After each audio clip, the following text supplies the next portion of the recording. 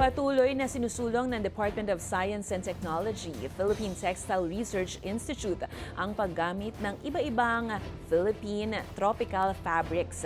Sa ginanap nga na Textile Convention o TELACON 2026 na may temang Stitching Futures ngayong Martes sa Pasay City, tinalakay ang mahalagang papel sa paggamit ng naturang lokal na fabric o tela, hindi lamang sa fashion statement, kundi bahagi rin ito ng pagpapalago at pagpapakilala ng sariling atin sa pandaigdigang merkado.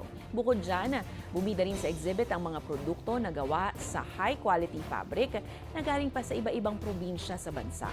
Layo ng ahensya na mabigyan ng suporta ang mga kababayan nating may maliliit na negosyo at para patuloy na tangkilikin at kilalanin ang napakayamang textile industry ng Pilipinas na sumasalamin sa mayamang kultura ng ating bansa.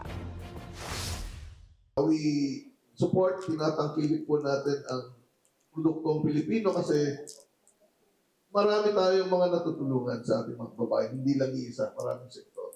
At nakakatulong din ang pagpapatronize nito sa pagpreserve ng ating cultural and traditional values.